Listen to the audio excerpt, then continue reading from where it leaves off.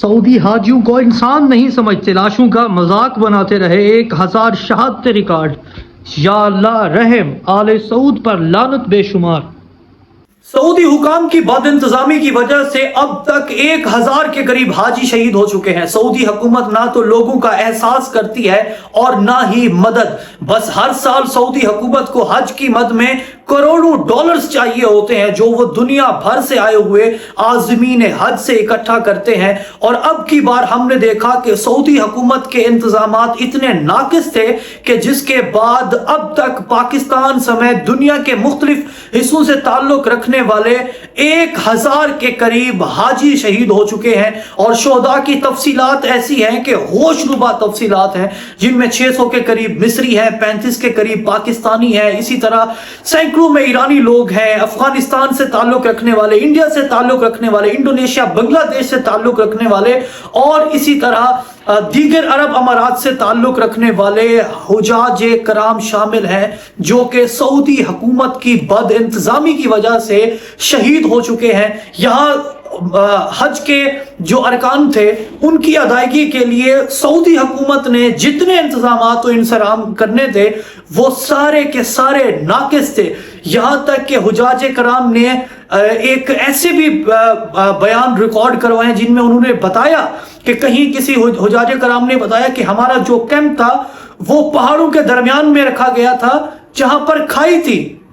کچھ حجاج کرام نے بتایا کہ ہمارا کیمپ 7 کلومیٹر دور تھا۔ اور ایسے میں جب اس طرح کی بد انتظامی ہو، مقصد صرف اور صرف پیسہ اکٹھا کرنا ہو، تو پھر ایسا ہی ہوتا ہے جیسا اب کی بار ہم دیکھ رہے ہیں کہ وہاں پر ہیٹ ویو آئی۔ محکمہ موسمیات کی جانب سے بتایا گیا تھا، محکمہ موسمیات نے آلریڈی الرٹس جاری کر رکھے تھے، جس کو ملحوظ خاطر رکھتے ہوئے سعودی حکومت نے وہاں پر انتظامات کرنے تھے اور وہاں پر موجود اپنی جتنی بھی مشینری ہے اس کو ایکٹیو کرنا تھا تاکہ دنیا بھر سے آئے ہوئے حجاج کرام جن سے سعودی حکومت نے کروڑوں ڈالر لیے ہیں ان کو فیسیلیٹیٹ کیا جا سکے، اور وہاں پر موجود جتنے لوگ اپنے رب کے حضور لبیک اللہم لبیک کی صدائیں بلند کرتے ہوئے پہنچے تھے ان کو ایک اچھا موسم، ایک اچھا ماحول ملے۔ اور وہاں پر چونکہ درجہ حرارت 51.8 ڈگری سینٹی گریڈ ریکارڈ ہوا، جس کے باعث وہاں پر موجود جو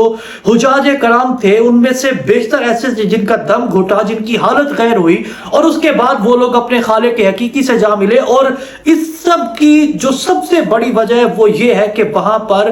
ایسے حالات ہی نہیں پیدا کیے گئے تھے کہ جس کی وجہ سے وہاں پر موجود جو حجاج کرام ہیں وہ گرمی کی شدت کا مقابلہ کرتے، اور وہاں پر ان کی جو سسٹینیبلٹی تھی اپنے ارکان حج ادا کرنے کی وہ برقرار رہتی۔ اور اب تک کی جو افسوسناک اطلاعات ہیں ان کے مطابق سعودی حکومت کی ناقص ترین حج کی پالیسیز اور ناقص ترین حکمت عملی کے بعد اب تک 1000 کے قریب لوگ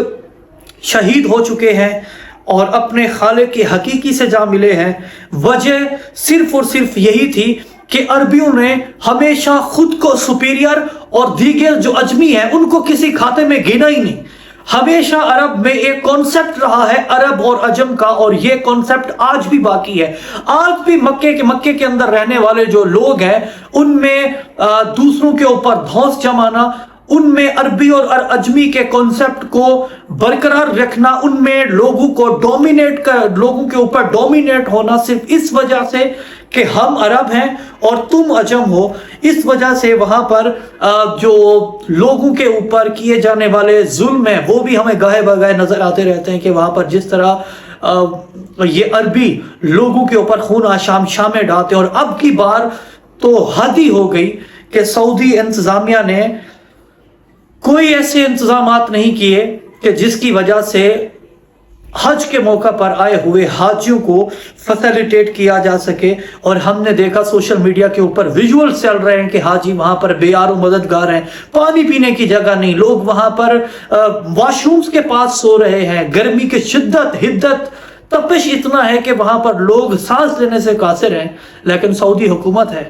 کہ لوگوں کو بلیک میل کر رہی ہے، حج کے نام پر بلیک میل کر رہی ہے، ٹیکسز ریٹس اتنے ہائی ہو چکے ہیں. میں صرف پاکستان کی بات کروں تو پاکستان سے جانے والا ایک حاجی اس کو پر کیپٹا 12 لاکھ تک حج پڑتا ہے. مطلب اتنا مہنگا حج کا سفر ہو گیا ہے. اس کے باوجود جو وہاں پر انتظامات ہیں وہ صفر ہیں. تو شرم آنی چاہیے.